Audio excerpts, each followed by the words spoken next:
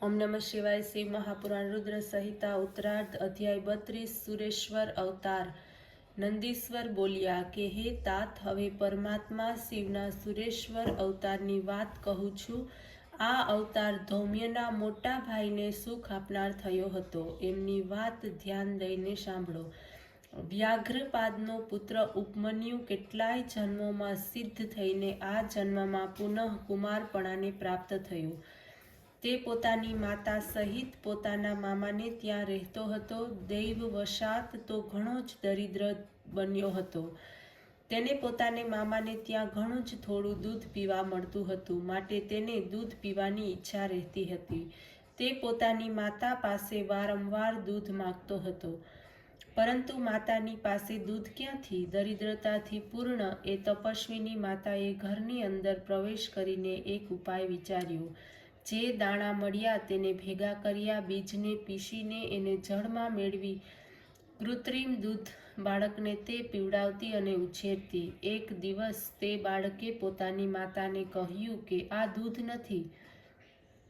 આમ કહી તેને તો રડવા માંડ્યું। ત્યારે પોતાના પુત્રને રડવાને કારણે કમળના સમાન મુખવાળી એની માતા પોતાના હાથોથી તેના અશ્રુને લૂંચવા લાગી અને કહેવા લાગી કે અમે વનવાસીઓ છીએ, અમારી પાસે દૂધ ક્યાંથી હોય? શિવજીની કૃપા વગર દૂધ મળતું નથી। હે પુત્ર, પૂર્વજન્મમાં જેવા કર્મો કર્યા હશે તેવા જ પ્રાપ્ત થશે। ત્યારે પોતાની માતાના આવા વચનો સાંભળીને માતૃવત્સલ તથા શોકાકુલ વ્યાઘ્રપાદનો પુત્ર બોલ્યો, હે માં, શોક ના કર। જો ભગવાન શંકર કલ્યાણ કરનાર છે તો કલ્યાણ જ થશે। જો મહાદેવ ક્યાંય છે તો શીઘ્રતાથી તે વિલંબથી દૂધ આપશે।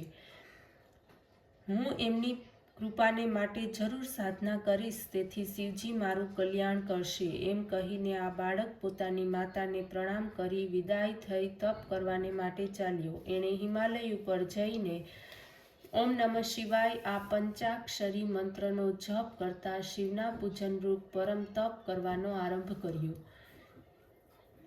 પછી તો આ મહાત્મા બાળક ઉપમન્યુના તપથી ચરાચર ભુવન પ્રદીપ્ત થયું। ભગવાન શંકરે ઇન્દ્રનું અને પાર્વતીએ ઇન્દ્રાણીનું રૂપ લીધું। ગણો દેવો રૂપે થયા। નંદીએ ઐરાવતનું રૂપ ધારણ કર્યું। એની ઉપર બેસીને તે બાળકની પાસે આવ્યા અને કહેવા લાગ્યા કે હું તમારા તપથી પ્રસન્ન છું, જે ઈચ્છા હોય તે વરદાન માગો।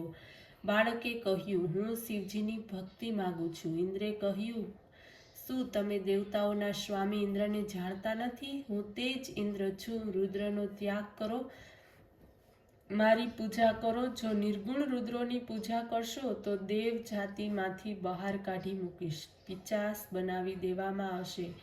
આ સાંભળતા મુનિપુત્રએ પોતાના ધર્મમાં વિઘ્ન જાણ્યું। તે પુનઃ પંચાક્ષરીનો જપ કરવા લાગ્યો। એણે ઇન્દ્રને કહ્યું, શિવજીના ભક્તને પિચાસ કેવી રીતે કરશો? તેમના દ્વારા જ બ્રહ્મા અને વિષ્ણુ ઉત્પન્ન થયા છે। પ્રકૃતિથી પરમ એ દેવેશ્વરને, રુદ્રોને તમે જાણતા નથી।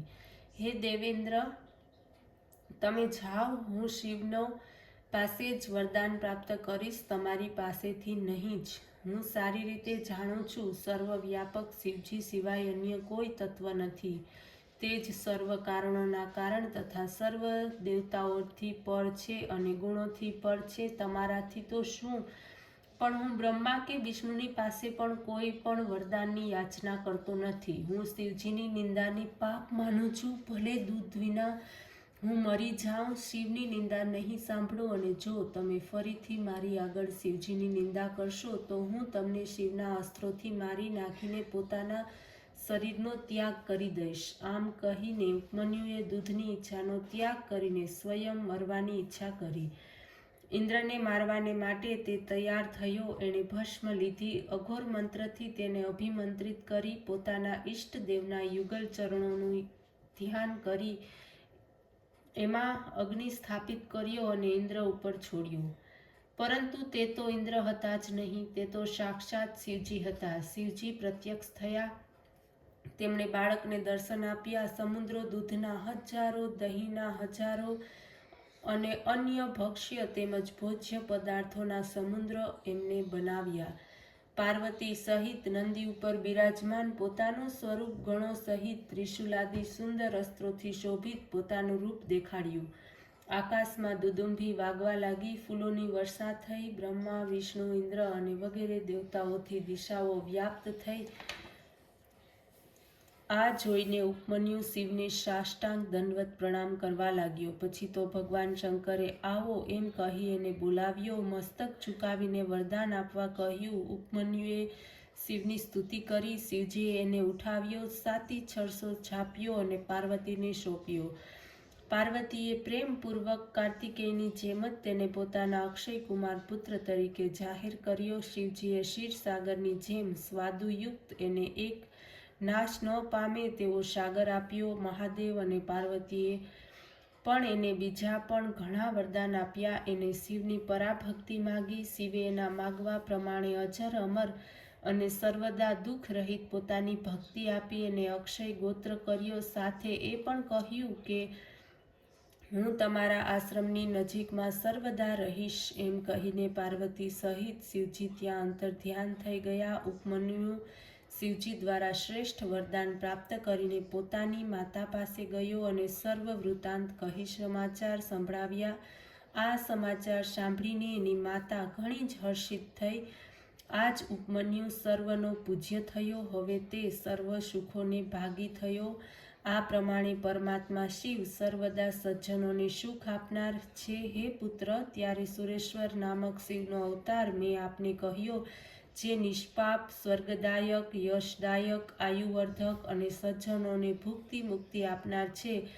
અને ભક્તિપૂર્વક સાંભળનાર સર્વ સુખોને ભોગવીને શિવ ગતિને પ્રાપ્ત કરનાર થાય છે. ઓમ નમઃ શિવાય.